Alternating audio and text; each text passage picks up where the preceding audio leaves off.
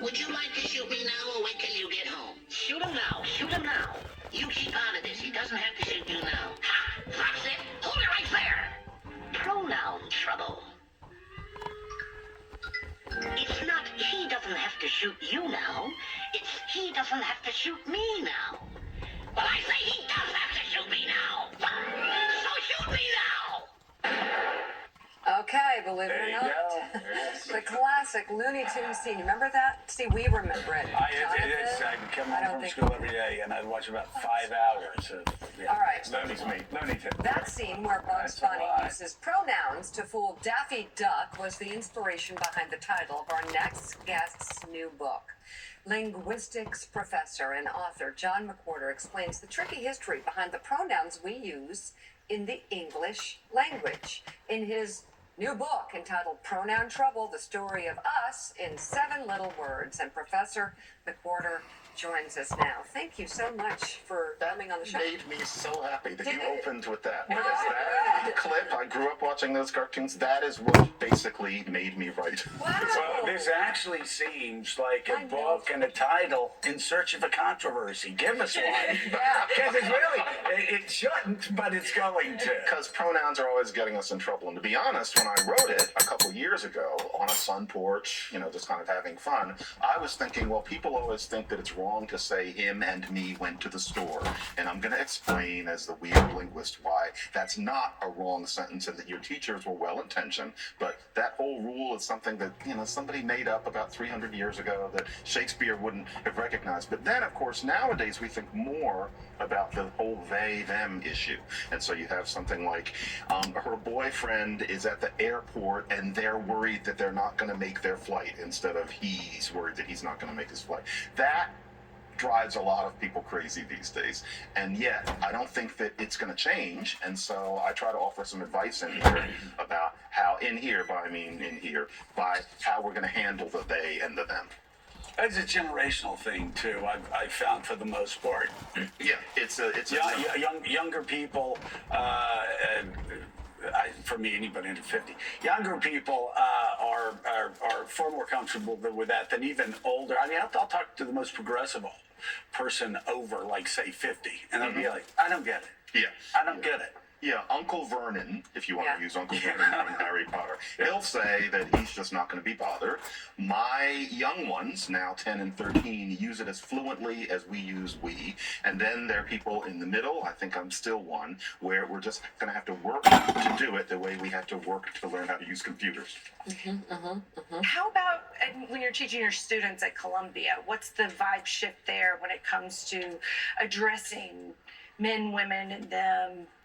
To be honest, I kind of take my cue from them. And so they're using their pronouns when introducing themselves. A lot of them think of the they as an option. So he, they, she, they. My job is to learn to talk about people as they, if that's what they choose. Because we're experiencing a change. And I think we all know language changes. Slang changes. We know that Beowulf wasn't written in modern English. But usually it's not within our lifetime that suddenly there's this new way of saying something as basic as a pronoun.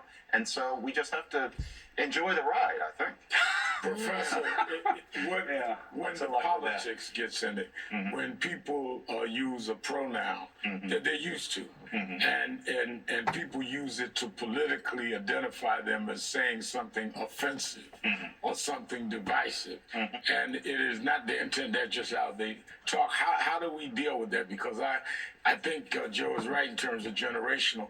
I've seen people that just use the pronoun they always use, and they've been accused of being anti-trans, anti-this, anti-that, when they're just talking. How do you distinguish the two, or can you? Yeah, I mean, of course, there will be a fine line, but to insist on the he or the they when the he or the she when the person has requested they, or to call someone he who wants to be called she, yes, that is a kind of offense. It's simply rude. And in general, I think for those of us who are learning this, to just never use the they unless we really feel like we're just past the point that we can change anything. I think that it's a little discourteous, but then on the other hand, I think that the younger generation has to understand that to use they that way sometimes feels like being told, don't use the middle finger on your right hand all day. You could, but it takes a little work, and so we're going to slip. But yes, it can be offensive to use pronouns in a way that people don't want. And what you're saying is, I mean, this is, then we want to read another excerpt, but I love this. Okay? The bottom line is, it comes down to manners. Yeah. Call people what they want to be called, and if somebody slips up, show a little grace, right? Remember when black went to African American in exactly 2 seconds sometime, and I think it's early, but I think it was 1989, and we got used to it, or Oriental became Asian in a millisecond, and I think it was about 1986. Suddenly Oriental was an insult. Okay, sometimes you slipped, and I think most people understood, but now Asian, I don't know anybody who says Oriental who's under 95. Right. And so in the same way, pronouns, we can learn, but I think people should give us a certain amount of space to screw up. In this new book, Me, They, Who, which is on the cover, you discuss why we don't see new pronouns develop as quickly as maybe nouns and verbs. And you write in part this: they're not just words in the sense that nouns are. Pronouns, rather, subs for nouns. My partner reminds me that the Russian word for pronoun is exactly, in place of name. Pronouns are less words than traffic lights of a kind. A crucial difference is that a language is always drinking in new nouns, verbs, and adjectives. New nouns are our normal. iPhone, NFT. New verbs to someone 40 years ago will include email, text, and ping. To someone from 1950 observing us now, ginormous and cringe, as in, that's a little cringe, isn't it, would qualify as new adjectives. You continue. The small words are mortar, not bricks. Roll the dice again, and we might not even designate cat and of with the same term. Cat is a word, while of is, well, something else. Pronouns are words of this else kind. So truly fascinating here, but also it speaks to the evolution of language. And I'm curious as to your take on how, frankly, language is devolving, particularly as we turn to cell phones and we're just using text messages and emojis. LOL. Yeah. How do you, as someone who's devoted his life to this, how do you think about that, where we're going, where we're slipping? I wouldn't say that we're devolving. What it is, many people would say that that's a devolution right there, to use that expression, but we use oral, informal language in places where language was more public. So this show in 1957 would have involved all of us sounding kind of like the dictionary. Now, frankly, none of us do, although it's not like we're talking like texts, but we're in a more informal time. And so what looks like devolution is really that it's just a different kind of language we're using. And it's funny what the complexities of LOL and like are. Sloppy speech is actually very complicated, just like the writing of the Wall Street Journal. So I don't see it that way, but I know what you mean. It used to be that if you made a speech, you'd go, ladies and gentlemen. Now you just get up and give a talk. I don't know when the last time was that I saw a speech given by anybody. That's the nature of our times. All right, KK. JK. Yes. All right.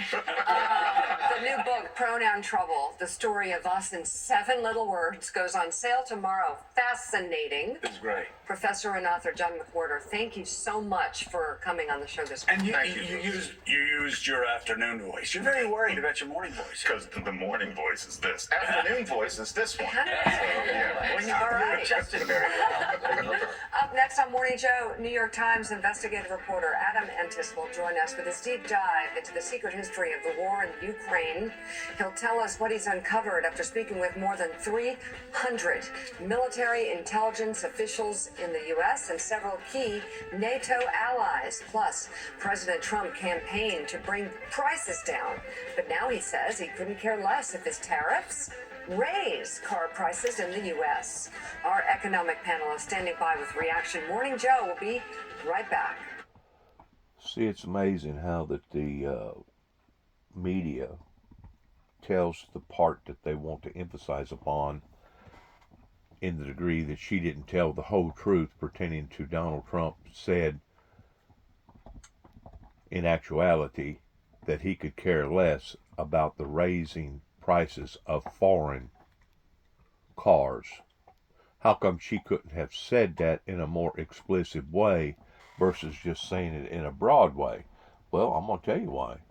It's got to do with being prejudiced against somebody.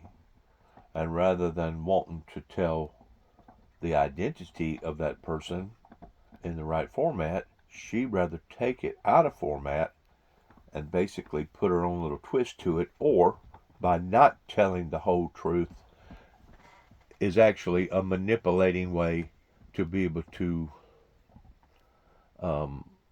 correspond with your viewers. And to me, it shows a bit dishonesty as far as getting up in line to the people, because you're not telling the whole truth.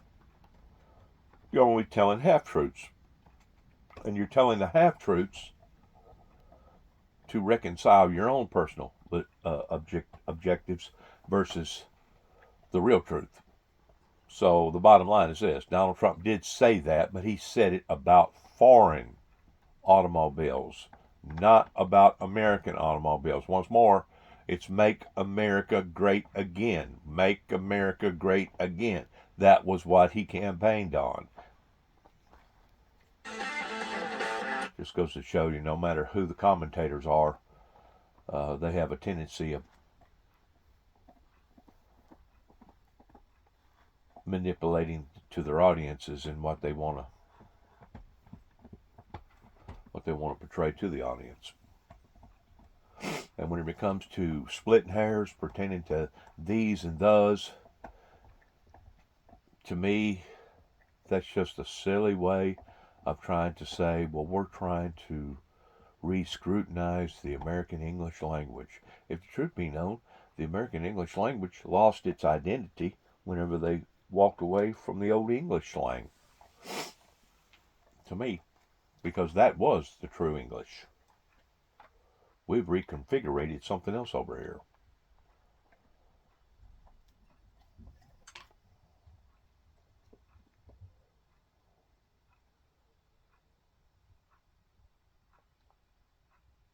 Since Roosevelt to serve more than 2 terms in office. In a weekend phone interview with NBC's Kristen Welker, Trump insisted he was serious about a potential 3rd term, a move that is explicitly prohibited by the Constitution. Quoting from the interview, Kristen Welker said, "You don't sound like you're joking. I've heard you joke about this a number of times." Trump responded, "No, I'm not joking, but it's far too early to think about it." Kristen pressed, "Have you been presented with any potential plans that would allow you to serve a 3rd term?" The president responded, "Well, there are plans. There are not plans. There are methods which you could do it, as you know." I think the right word would be ideals. There are ideals, and one of the biggest ideals would be to let the country just fall into shambles to the degree that civil unrest started, and then declare martial law, and then there wouldn't be an election. That way he could stay in power like a king. That's another ideal. Those ain't suggestions. Those are ideals. I'm going to tell you another area that even I myself has a tendency of splitting hairs, where it says in the Bible that God would rather you be hot or cold, that if you're lukewarm, he'll spew thee out of thy mouth. That he rather thee be hot or cold rather than to be lukewarm. The word rather is in contrast to the word prefer. He would prefer, we're talking about the Almighty here, we're talking about the Father, the Creator. He would prefer that none be lost and that all go to heaven. But because he knows that that ain't going to happen, towards throwing a big net out there and gathering up all of them, because that was the primary reason why that he said that there's going to be 2 different opinions. One opinion is going to be come and enter into the kingdom of God. The other opinion is depart from me, I've never known thee. He put that slang in there that that rather than you be lukewarm, he'd rather you either be hot or cold. He prefers for all of us to be hot. He prefers that none of us would lose our identities and go to hell. But because he knows that there are certain people that is dead set that they're going to do that, then he went to the other slang by saying, I rather. But in actuality, prefer ranks more, I almost said leadership, but it ranks more priority over rather. And I don't know if anybody can understand that or not. Maybe that's just my line of thinking and how that I think, and maybe I am guilty to that degree in splitting hairs, but it's a way of expressing the fact that, like my dad used to tell us, in which we questioned whether or not the authenticity was true or not, he used to tell us that it was going to hurt him a whole lot worser than to lay into us with a belt and to whip our you-know-what than it was us. Well, we understood the concept, but we didn't agree. We didn't agree with his motives because it seemed like he took somewhat of enjoyment out of doing what he was doing. Maybe I'm prejudging, but the fact of the matter is, whenever God, the Creator, the Father of this universe, had to destroy the old world pertaining to the flood, does people really think that the Heavenly Father found that to be a glorious time of the Father's existences because he was trying to modify or tweak or convert humanity, and humanity was dead set in the way that they was going, that there wasn't really no other choice other than to destroy not only the guilty but destroy the innocent too as well, because you know good and well that whenever that occurred, there had to have been women that was pregnant, there had to have been children, there had to have been some of the people in that pile that wasn't just what you'd call corrupt or evil. So whenever God makes a choice like that, it's not a choice that he finds pleasure in. Or that's what I believe. Once more, because it says in the Bible that he would prefer for all to be saved and none be lost. That's love. That's gratitude. That's basically, what's another word? Fostering, fathering, shepherding his children. And we are his children because he is the creator. He is the creator of all things. Maybe I'm just talking to be talking. Maybe I'm just rattling to be rattling. But to me, I would have a problem, in me personally, wanting to be obedient and serve and hold up and worship and give glory and honor to a God or a Father or a Creator that I found to be evil in the aspect that he found pleasure in destroying the old world with a flood by destroying every man, woman, child, and beast that roamed the planet. I would have difficulty in serving or being obedient to a God like that. That's the reason why it took me a while to finally dig into the scriptures even deeper and identifying, well, what exactly does the Bible say about evil? Evil's out to kill, steal, and destroy. Evil is the author of confusion. Evil was a liar and a murderer from the beginning.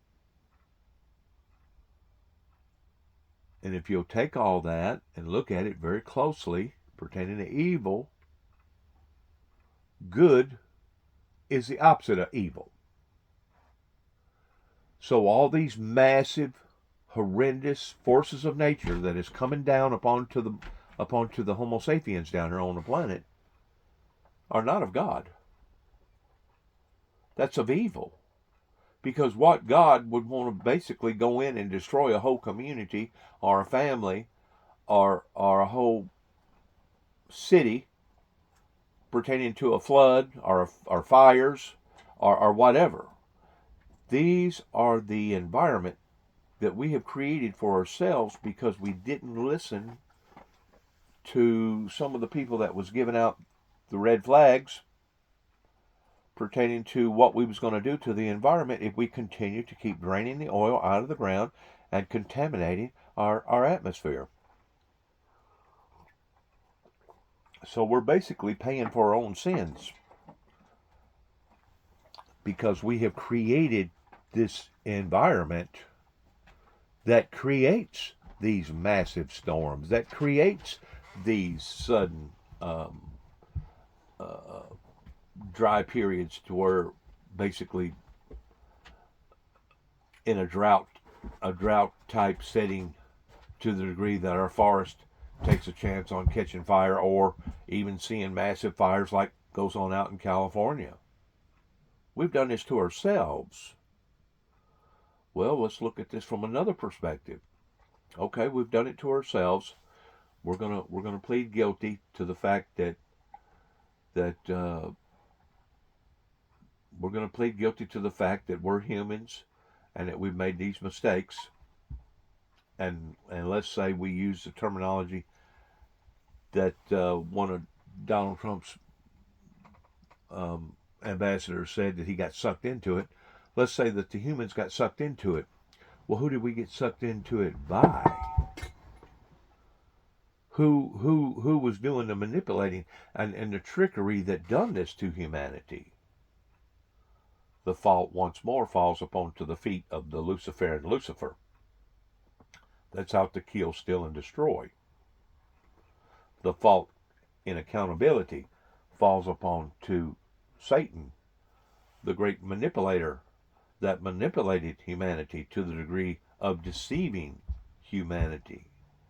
And the reason why that I base my analogy off of that is the pure mere fact that whenever it says after the 1,000-year millennium in the book of Revelations that God will release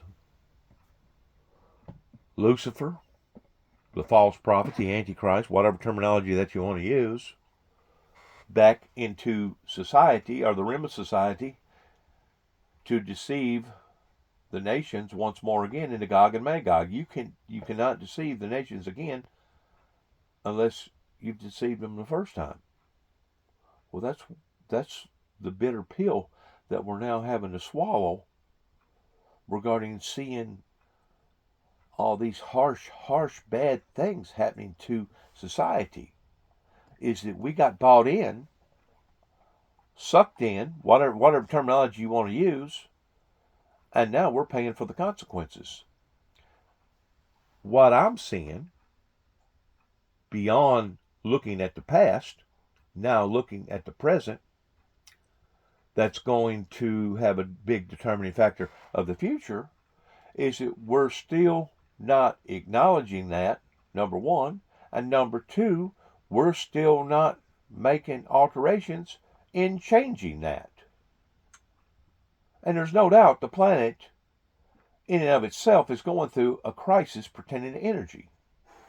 How come the energy all has to come from oil? How come the energy all has to come from coal? How come the energy has to come from a nasty resource that basically creates a bad environment for ourselves? That's where you come into the alternative energy that a lot of people are still skeptical of, because they're not convinced that we have done this to ourselves, because they're not convinced that it was the Luciferian Lucifer that done this to us.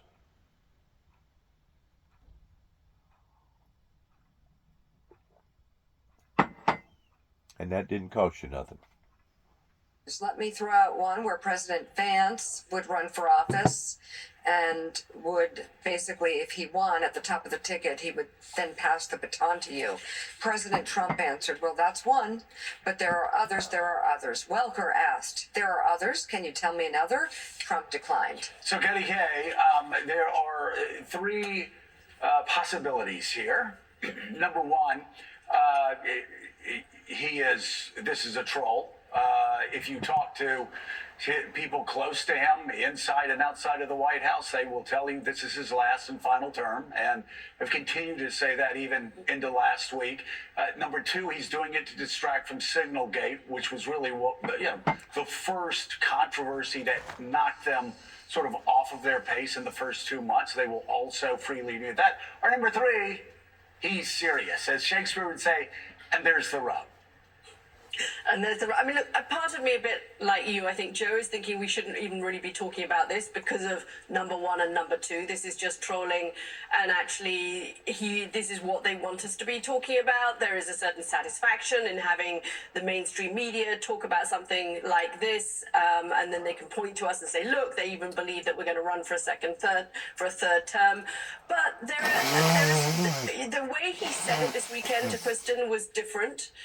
The use of the phraseology, the idea that there is even a method here. This is the furthest he's gone in spelling out how this might possibly happen with J.D. Vance getting elected and then him being the de facto president. So I do think it's, when they say there is a crisis and they refer to the national debt as a reason to do a whole load of other things like tariffs and the border stuff, then I think we should realize it's worth we can't afford to totally ignore what the president said this weekend. No, we cannot. And there's a fourth, really, which is the worst thing you can be seen in Washington, D.C. as, and as a guy who understands power, political power, like Trump does, lame duck.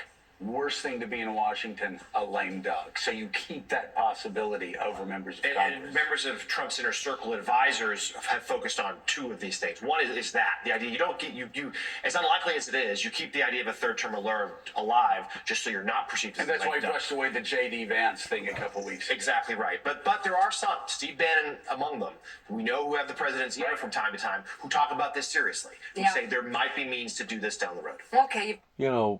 And I guess I'm guilty of this too, towards psychoanalyzing people. But that's one of the main concepts that has steered society in the dark versus the light, is because everybody wants to psychoanalyze somebody or something. Everybody wants to compartmentalize everything about everybody in some degree or another. Either you fit in this category, that category, or this category. Everybody does that to some degree. And I don't know that this is a positive thing towards trying to better ourselves, or it could actually be the glass being half empty of it being a negative thing towards trying to free your own consciousness or free your own selves by believing, well, I'm better than she is or I'm better than he is because I don't have this, that, and this. I think our media has been one of the biggest influences in the world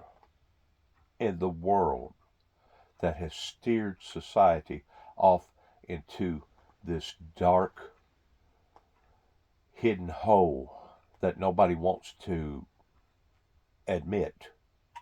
But I think our media has been one of the strongest influences that has ever come into existences since the beginning of time. Especially now, since we've got all these gizmos and gadgets that we can hold in our hand, and basically you can stay tied into social media, even if you're out on an airplane or in a boat somewhere. It don't matter where you are. You can be in a forest somewhere 100 miles away from civilization, and you can still be in check with society towards what's going on in the world. There's no doubt we live in a world today of of communications. The $64,000 question is, as we live in a world of communications, the information that has been given to us that we're communicating with and about, is it, first of all, true?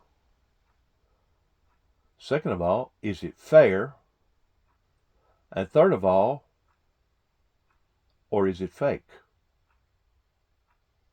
And that's where your evil pertaining to the inspirations coming from wicked demonic spirits that's working through wicked and demonic people can steer society off into a deep dark hole.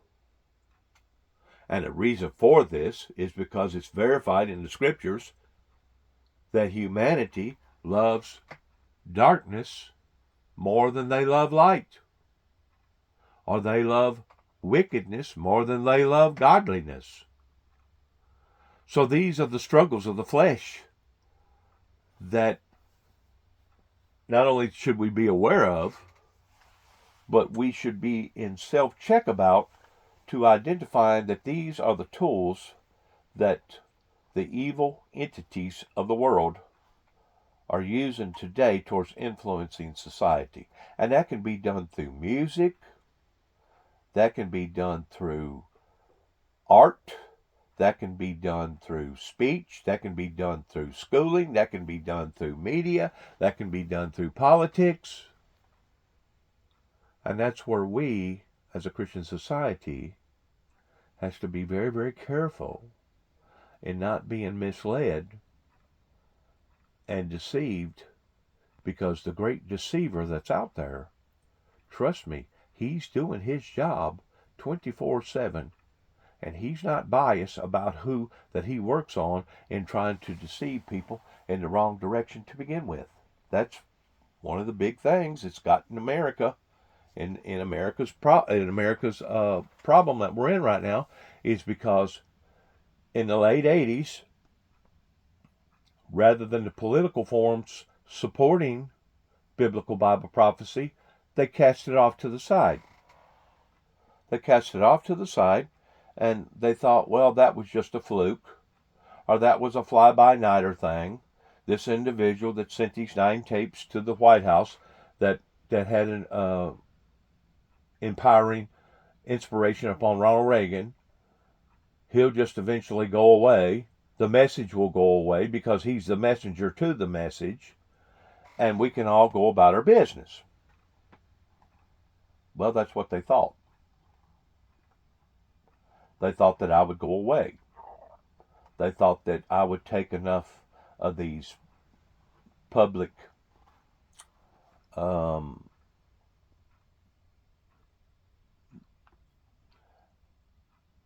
scroungings, or whatever the word that you want to use,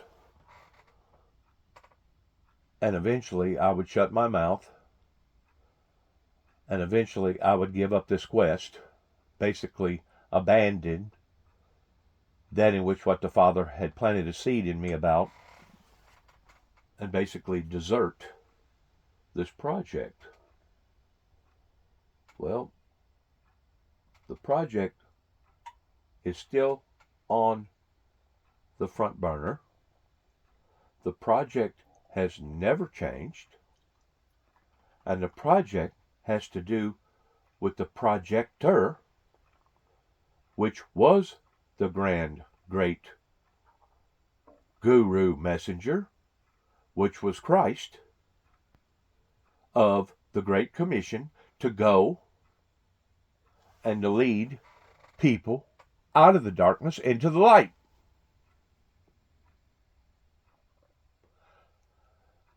For that bunch of people in the late 80s and the 90s, leading up until 9/11, for them to have done what they done, I'm sure, or I would like to believe this in my heart, that a great deal of them done it ignorantly. I'm sure that a great deal of them done it intentionally, because they was in a defiant mode the same as there was a third of the people during the crucifixion of Christ that knew exactly what they was trying to do, intending to do, which was destroy this prophecy of this Savior coming into the world, and that would be the end of him, and we could all go on about our business and live our lives the way that we wanted to live. So in actuality, let's look at things in a practical way. Let's say that there was 1,000 people that was engaged in the crucifixion, including Jesus' mother and his closest allies and his friends, his loved ones. 1,000 people. Let's break them up in thirds. Whenever Christ was on the cross and he looked up into the heavens and he said, Father, forgive them, for they know not what they do. In actuality, there was a third of that group that got caught up in that hoopla. I'm going to call it a hoopla, to where they didn't know what they were doing. They just got caught up in the hoopla. But there was another third that knowed what was going on, that was wrong, but because they feared speaking truth to power, they kept their mouth shut. They wasn't going to utter a word against what was going on.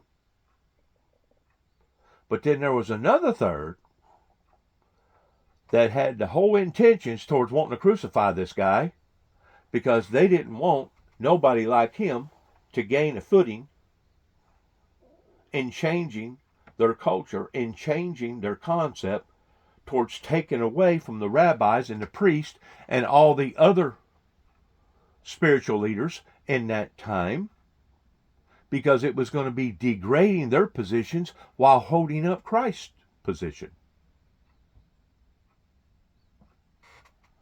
So was it all in one bundle? No. It never has been all in one bundle. And that's the reason why that if you're a true born-again Christian, you have to look at things in a three-dimensional way towards the Trinitarian Trinity of the Father, the Son, and the Holy Spirit.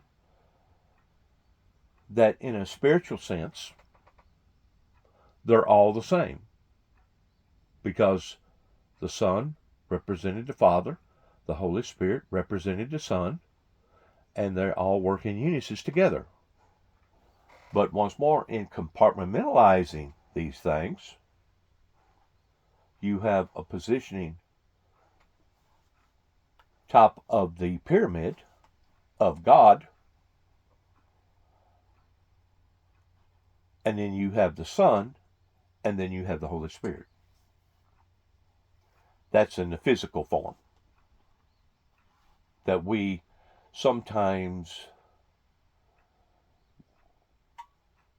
are misguided about, or don't truly understand that if it wasn't for love, L-O-V-E, love, do you really think that the Father would have spent as much time that he has spent with humanity down here towards trying to tweak us and trying to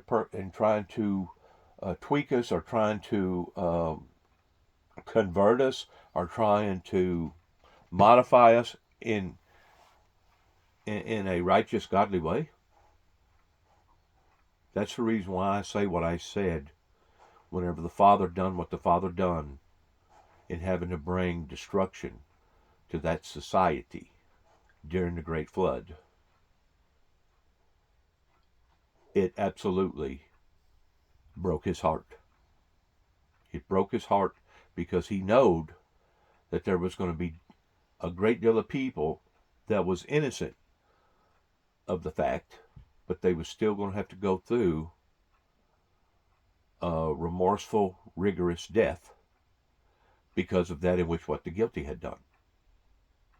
Well, we're basically in the same position today as what those people was then. The only difference is today we're supposed to be smart enough to look at the past and not repeat it. So that's the real $64,000 question. Have humanity learned from their lessons to the degree that we can understand these things and then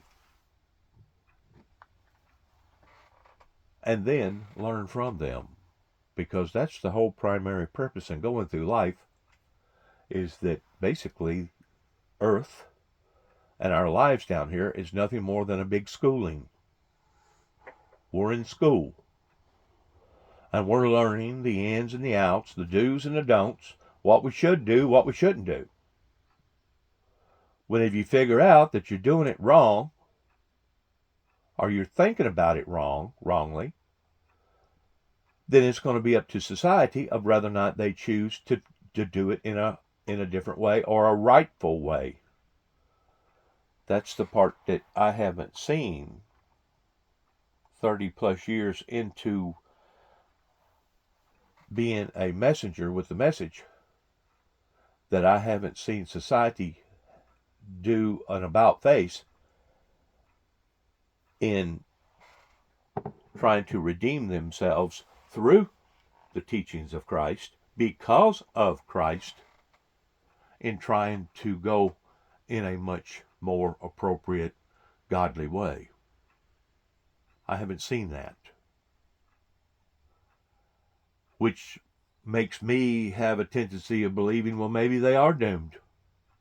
Maybe they are like the old world, and maybe they have reached the plateau of going over the Rubicon and never turning back. I would like to believe that we have learned our lessons in identifying the things that are wrong versus the things that are right, and I would like to believe that society would rather go in the right direction rather than the wrong direction. And I'm still holding that light in my heart of the very same thing that I started out with pertaining to this message, being given a spiritual crown, meeting a physical Satan over in Martin, Tennessee, still keeping the same testimony of the two invisible hands that come out of nowhere that grabbed both of my wrists as I was crying out to God, knowing that this automobile was fixing to kill me, by crying out, "Oh God, help me," and suddenly I felt two miraculous hands grab around both of my wrists. I actually felt the fingers, and I actually felt the coldness. It was a deathly cold feeling that I felt right before a 4,000-pound automobile come crashing down on top of my torso that should have physically cut me in half, but instead I physically seen metal bending around my body that is scientifically impossible. It was as if the automobile had fallen on a 24-inch big log versus a human being. And the 24-inch log, the wood, was just as hard, if not harder, than the steel, which made the steel wrap around the log. Well, my body is not a log. My body is flesh and blood. So how could steel, and we're talking about high-strength steel, on an automobile pertaining to the A-pillar going up into the front door entrance on top, as well as the door, the top of the door frame, literally bent around my body? It had to have been a supernatural event that occurred. And in exchange of that, I become unconscious. They rushed me to the hospital. Fortunately, before I got to the hospital, I basically flatlined. By the time they got me into the hospital, all my veins had collapsed to the point that they couldn't find none of my veins. They had to cut into my innermost part of my leg to find a vein. start pumping blood up into me to save my life. And then the doctor from India operated and opened my whole torso up, my whole guts up, and took out my guts, laid them on the table, while going in and physically either repairing or removing. I'm quite sure he removed my spleen. He may have repaired it, but I'm quite sure that he removed my spleen. And then stuffed all them guts back up into my torso, and then took a big staple gun with about 1.5 inch, 2 inch staples that drawed both pieces of my torso together, both pieces of skin together, that basically was 64 staples starting at the bottom part of my chest, right below basically my chest area, and went almost all the way down plumb into my belly button and a little bit beyond. Now, my friends, if that is not a miracle, I don't know what a miracle is. And to think that drawed in such attractionship with evil that was so bitterly angry because my life had been spared.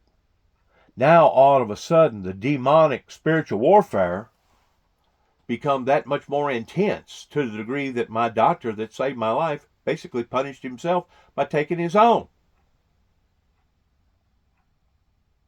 And then on top of that, about 2 weeks later after that, my biological father tried to kill me by attacking me, while I still had the 64 staples up and down my skin, holding both pieces of skin together. And then to think that I had enough reasoning about myself, laying in the bed, knowing that I'd come that close to death, and also knowing that I had a physical, biological father that was enraged because he didn't want me to advertise about the miracle, because what enraged him was the fact that somebody had called the house while I was sitting there in the kitchen from California and wanted to speak to Dennis Jackson. And my dad asked, well, what's this about? Being nosy, or maybe he was concerned. I don't know, either or. And whenever the guy sat and explained himself, well, I'm with this so-and-so TV station, and we're promoting miracles of God, or people that's come close encounters of death. And if we find that Mr. Jackson's story is worthy enough, we'll put it on our TV station, and we'll pay him a certain amount of money for it. He become absolutely enraged, to the degree that he jerked the phone that was mounted to the wall. He basically jerked the green phone completely off the wall, just basically in a rage. And I said something, and he said something, and next thing you know, he comes flying through the air, kind of like a witch, of about 25 or 30 feet. And as I was seeing him coming towards me, is whenever I immediately fell to my face, trying to cover up the area that had been wounded so badly, while he was up on top of my head and my back, beating my back and beating my back of my spleen, and beating the back end of my back of my head. And if it wasn't for his brother, J.W. Jackson, that drug him off, he may have finished me off. I don't know. But I think that something else would have happened. I don't know what would have happened. Fortunately, I did live. I lived through that. I didn't really get wounded that bad physically. But the next following morning, I walked to Kenton, Tennessee, thinking that I was seeking help. And instead of getting help, I got injured even worse. You may be asking, well, how did they injure you? Well, now they wanted to injure me by putting me in a category that there was something psychiatrically wrong with me. Once more, people being in denial that a miracle did in fact take place. Actually, it was several miracles that took place that day. And people basically either not understanding or not believing the things that I was talking about pertaining to the end time events with the Antichrist, the false prophet, the opening of the seals, pertaining to the two witnesses, end time events. They thought I was loco. They thought that I was touched in the head. And these repeat offenses continue to keep happening in my life again and again and again in some form or fashion. And of course, the last one that I went through after the state of Kentucky had already ordered for a federal evaluation to be done on me. After that, the people in Paducah, Kentucky had requested for me to go to Four Rivers Behavior Center and be looked at, analyzed by a psychiatric doctor. Now I'm in Oklahoma City, Oklahoma, working in a body shop, doing good, professional, state-of-the-art work, making, give or take, around $2,000 a week. And Trigg County, because of some individuals in Land Between the Lakes, decided that they was going to come after me again because I'd made 2 telephone calls that was non-threatening. One of them was to the actual agency that I left on a recorder, law enforcement, and the other one was to a Gary Hawkins. They come after me again in trying to prove their point that there was something entirely wrong with this individual, and we are ordering for him to go now before our state doctors in LaGrange, Kentucky, and be studied again. And before the study even began, within 24 hours after that they had incarcerated me in that facility up in LaGrange, Kentucky. Keep in mind, I was already incarcerated for about 2 months in Hopkinsville, Kentucky, because at the time Trigg County didn't have a jail to accommodate. Anyways, within 24 hours after me standing in front of this doctor makes a decision. Well, I think you're this, this, and that, and I'm ordering for this to be done to you. And at that point in time, whenever those orders was fulfilled, after having to request Judge Woodall of signing off on those orders, at that point in time, I realized that I was literally, physically, emotionally, spiritually being raped. It wouldn't have been no different if I would have been a male, or it wouldn't have been no different if it would have been a sexual encounter of a forceful rape. Because first of all, I did not agree to the study. Second of all, I did not want to take the medication that the doctor was requesting for me to take. And thirdly, there was no way that he had time to analyze me professionally within 24 hours after I come into the facility for him to study me. He was going off of other people's feelings, other people's opinions, that we think there's something wrong with this individual, and because of it, we want you to fill him full of Risperdal, knowing that that drug had a side effect to it towards creating breast enhancement and obesity. Now, friends, whenever I tell you these things, I'm not just blowing smoke. I can prove these things. And whenever I tell you that there's 1,000 different ways that our government can come at you in trying to destroy you and never physically touching you, I'm telling you what I know. They messed up whenever they had Martin Luther King assassinated down in Memphis, Tennessee, because basically they turned him into a martyr by having him killed that way. You know what it takes to be a martyr? You got to be dead. Well, they actually done more damage in America to themselves by killing this individual, by turning him into a martyr, because now Dr. King, his message was resonated all over the world, and now was effective 1,000 million times more so in his death than what he ever thought about in his life. And the whole time he was preaching a message of sovereignty. He was preaching a message of peace. He was preaching That's a message straight. coming Got from the another Bible. claim from National Security Advisor Mike Waltz. And then President Trump criticized Vladimir Putin for comments about the future of Ukraine. But will President Trump actually punish Russia for them? We'll go through all of that straight ahead on Morning Joe. We're back in 90 seconds.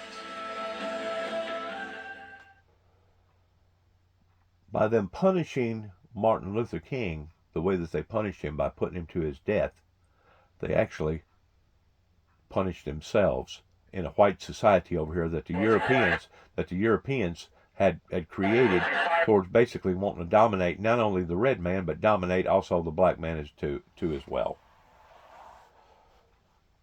Wanting people to feel inferior to the white race.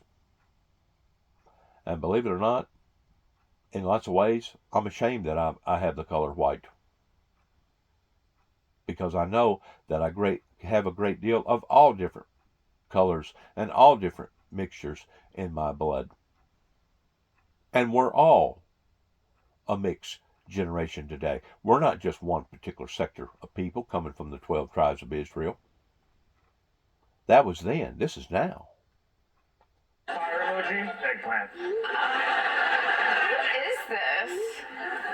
Pete Hegseth, Secretary of Defense. Hey, well, I got everyone sending a PDF with updated locations of all our nuclear submarines. Check out what we got chilling right outside Shanghai. Jordan Peele sweating like crazy gif. Sending us this stuff. Hold up, adding JD now. Nice job on the strike, fam. Female skier emoji. What? My bad, meant to send fire emoji. Okay. How's Greenland, by the way? Bet you're killing it. No, I'm not.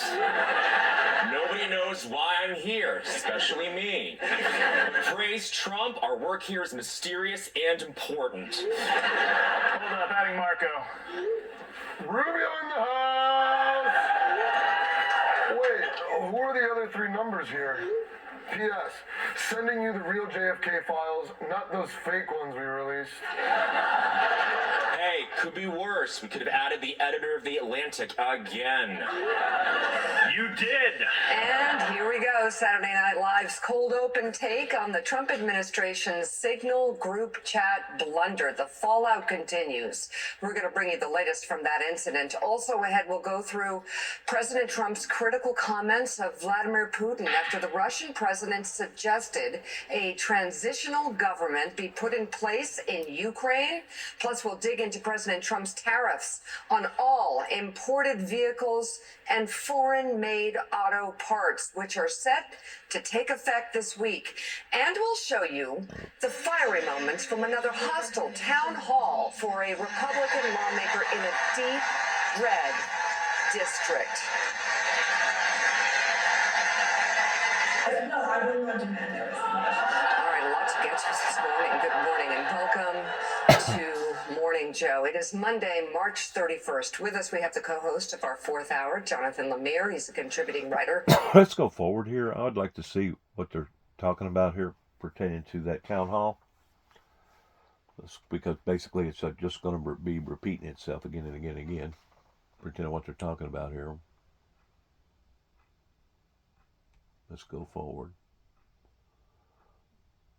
Because they may have had the town hall in the middle. They may have had the town hall in the latter. I don't know. We're going to fast forward and we're going to see real quick.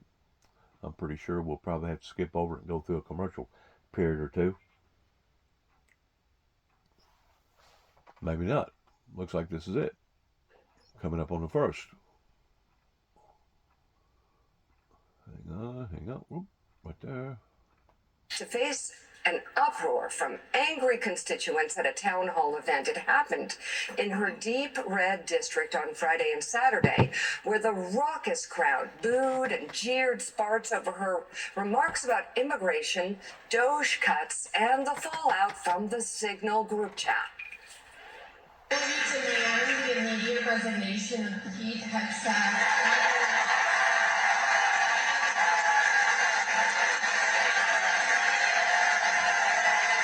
No, I will not demand their resignation.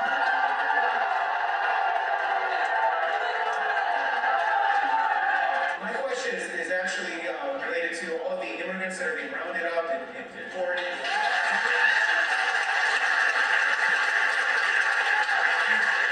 Are they entitled to due process? A lot of these people, what President Trump did is less than what he tried. If you seek asylum way in the other country, you won't get it here in the country. So the reason there is no due process if you come here illegal unless you violated the law. Period. You violated the law.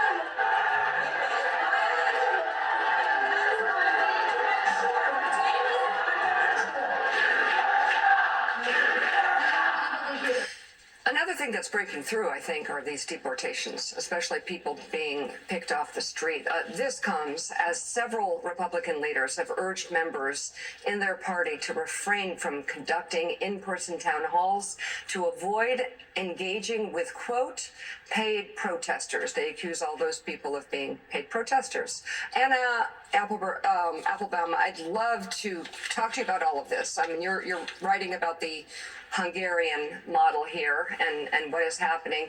But first I want to ask you about this town hall and the reaction. Do you think some of the potentially autocratic moves that are being taken by this White House are beginning to penetrate even deep red districts as something is wrong here? Yeah, look, I think that the obvious attempt to smear the messenger, to attack Jeffrey Goldberg, to attack The Atlantic, to attack journalists, when it's very obvious that the administration made a mistake using the Signal chat, is something that people can see. That's a famous autocratic tactic. Don't accept the news, just change the subject. And I don't think it's... And that's exactly what they've done to the messenger, pertaining to the person speaking in behind the camera right now for the past 30 plus years. Of people that was dead set that they was not going to accept this. Not only was they not going to accept it, but they was going to reject it. And the way that they rejected it was, let's try to assassinate this person's character by marking him as being somebody that's a freaking lunatic. And then after 9/11, it got a little bit more serious in Martin, Tennessee, towards, hey, we're not accomplishing what we want to accomplish by saying to the society that this individual is sick, that he is completely off his rocker. Let's now change our strategies and let's try to make him out to be a homegrown terrorist by charging him with falsifying files. Well, to add insult to misery in my life, I hired, obviously, the wrong attorney, Benjamin Dempsey, that all of a sudden wanted to agree with the courts that, hey, Dennis, if you just agree to the charge, we're going to do a plea deal here, time served, no more time, no probation, no nothing. You just walk by pleading guilty to the charge. I wasn't guilty of plotting nothing, much less being in the format of being a homegrown terrorist under the pretense of falsifying files. But because that snowball was created in Martin, it created a bigger snowball in my life 2 years after that, up in, I think it's Caldwell County, I may be wrong about the county, up around Paducah, Grand Rivers, Benton, Calvert City, that the snowball even got bigger. That was under the format, once more, of a homegrown terrorist, even though I was trying to help the people by giving out warnings and advisories Now all of a sudden they had changed their whole positioning in saying that I was the one that was going to create the electrical disturbances by possibly blowing up the Kentucky Dam, to the extent that they shut the dam down. They had a roadway going through it and was out there looking for bombs. Had it on WPSD News of them shutting down the dam, but they was fortunate enough that they didn't actually mention my name or show my face. But that actually occurred. That was in 2007, somewhere around June, July 2007.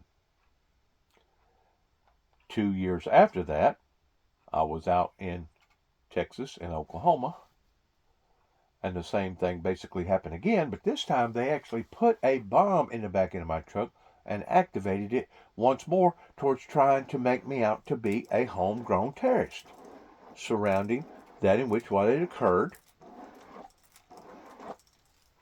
in the lifespan of the Oklahomians, pertaining to what tragically happened with two individuals that was obviously out of their minds, with Timothy McVeigh and Nichols. So this has been a pattern of things that has occurred in my life that now, fortunately, I can talk about and tell people about. Now, whether or not they believe it, whether or not they don't believe it, I don't know. Only thing I can do is plant the seed and tell people this is what actually occurred in my life. And of course, whenever I come back to Tennessee in 2014, basically all hell busted loose in my life. That was basically another entrapment technique, hoping that either my brother or myself would have crossed over the line. And if we did, that would have been the end to the individual that's talking in behind the camera right now. Because they would have locked me up and they would have put me away, and you never would have known anything about Dennis James Jubby, Jubby Jackson. Working this time. I mean, it's a little bit too obvious. And the immigration deportations. I mean, I think people were, they were.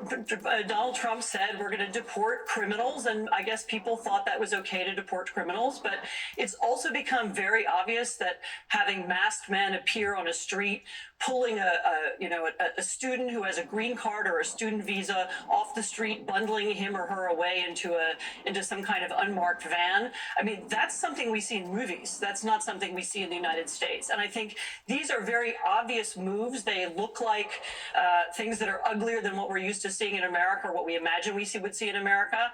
And I think people are beginning to see the contrast between that and what the Trump administration said it was doing. So let's talk a little bit more about the piece that you're writing about, this Hungarian model. You write in the piece that it's a very old, very familiar blueprint for autocratic takeover, one that has been deployed by right and left-wing leaders alike. You point to Erdogan and Hugo Chavez. What are you seeing at the moment? Because I think everybody was looking to see what kind of model this would be under Trump 2.0, and they were looking at the courts, they were looking at the press. What are the signs that you're seeing in the structures of American government that make you think they are being shifted in such a way that would lead us to a more Hungarian model of democracy? So first of all, I think Americans should understand that what's happening here is a lot more radical than what happened in Hungary. So what Viktor Orban did took place over a decade. He made small changes. He undermined the judiciary. He took more power for himself. He made little alterations to the Constitution. And this is called the boiling the frog model, that you very slowly boil the frog until you wake up one morning and it's impossible to change your leadership because democracy is so altered. Here, things are happening much faster. I mean, there was no equivalent to Elon Musk going into the Treasury payment system and cutting programs that he personally dislikes, whether the president has said anything about them or not. And that's happened several times. And so the assault they're making on the civil service, on the press, and that's a rhetorical assault, but it's also harassing and using libel suits against news media organizations. The discussion of impeaching judges judges, seeking to undermine the credibility of judges. All that is happening really, really fast. And the goal is to create a system where it's just much harder for Americans to ever elect anyone else. Coming up, America's hidden role in the war in Ukraine. New reporting on how the CIA has come awfully close to Russia's red lines. Morning Joe is back in a moment. And if you really think about it, what is the damages that has already been done to the federal government, they have brought upon to themselves, because now people has heard other people's testimonies that they have went through pertaining to how that they've been illegitimately attacked by the federal government in some form or fashion. And because the government is now showing its dirty side the way that it is, people have lost faith. They have lost faith. Revealing that U.S. national security. They have lost faith in their government, because now they can see the tattletale signs that's obvious of a dysfunctional federal government that is swaying just as hard to one side as it is another, just like a drunkard. That even the Bible talks about that's going to occur. That's another prophecy in the book of Daniel towards how society will become this way. In swaying as a drunkard, going from one side to another. Because of the damages that they have done to themselves, more and more people are scratching their heads saying, you know what? Maybe it's time to reinvert a brand new system or a brand new government, because obviously the one that is presently showing itself to be bad is not just bad for them, but bad for us too as well. And until the people rise up and actually make a stand in this regard, they're going to continue to badger, they're going to continue to honk, they're going to continue to make idiots and fools out of themselves. I hate to say it, but they are. Because in actuality, they're all a bunch of amateurs. They don't know what they're doing or how, and how to do it. And instead of making things better, in actuality, they've made things worse. They've made things worse. But now, I'm supposed to be the guy that's supposed to be psychologically, emotionally, chemically imbalanced. Excuse me? I'm the guy that's imbalanced? One day we support the Ukrainians being against Putin, and the next day we're supporting Putin and against the Ukrainians? I don't think the American people has ever witnessed anything this far-fetched, swaying just as quickly to the far left as it does to far right, as what we're seeing today out of our United States government. Which proves that much more. Proof is in the pudding towards just exactly how inadequate that our government officials actually are. It's sickening. It's absolutely humiliating from a citizen concept, a sovereign citizen, to sit and watch your government perform this way and not knowing basically its head from its tail.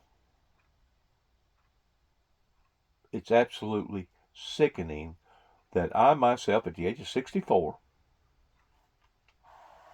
by and large, have worked legally in a legal system, paying my taxes, paying for my Social Security, disability, paying for the things that I'm supposed to be paying for. That way I can have my road repaved. That way I can have the bridge down the road to be restructured if it needs to be. And to think that this is all coming about this way from your own government that you've dedicated your whole life towards. The system that you have dedicated your whole life towards, you're seeing it now swaying from one side to the other, just like a drunkard? My friends, if that does not upset you, if that does not diminish the quality of having faith in the individuals that has put us in this shape that we're in, I don't know what will. I don't know what will. If this, what you have seen for the past few years, I mean, look at the COVID deal. Whenever the COVID first broke out, first of all, it never should have reached America. They should have stopped the airlines from people coming from that area where they know that that disease was breaking out. They didn't do that. Secondly, whenever it did get over here and people was dying, first thing Donald Trump wanted to do was bleach. Drink bleach or something. I don't know. It was crazy. Absolutely crazy. Some of the statements that was being made, not just by the president, but by also the doctor that was in charge of all that stuff. We have seen a circus in the past, I know, 6 years? 5 or 6 years. We've seen nothing but a circus of a group of people that we pay that's supposed to be professionals, supposed to be well-versed, make fools out of themselves. Now this is the question. How much longer are we going to be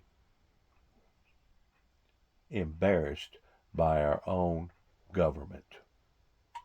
When is the American people going to say enough is enough? I don't know. They may have reached the Rubicon of the point of no return. They may not never return in logic, in practicality, in doing the right thing. I don't know. I know this. Any jackass can kick down a barn and can tear up something, but it takes good people to build it back up. It takes a good carpenter to build back that building that jackass kicked down.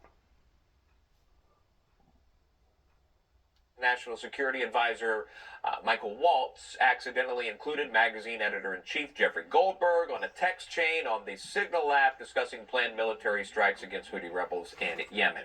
So now former defense officials are blasting Defense Secretary Hegseth for potentially jeopardizing their colleagues.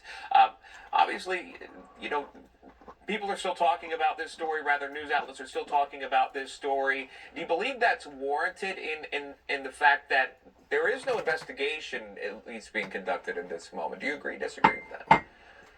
I think there should be an investigation.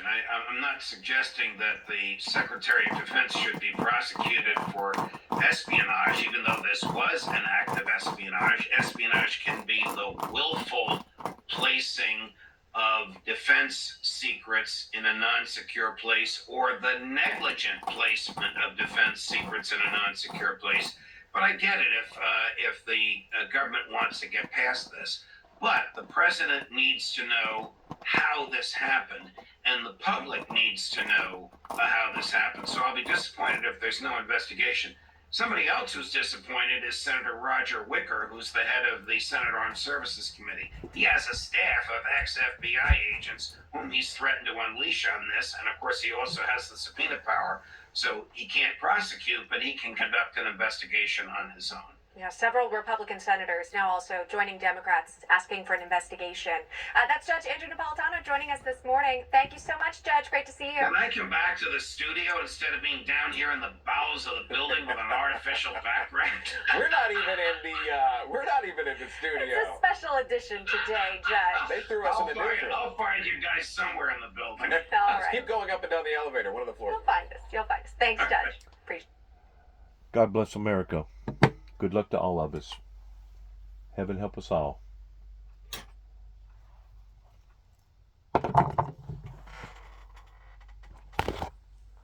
Because I got a feeling we're definitely going to need it. Shalom.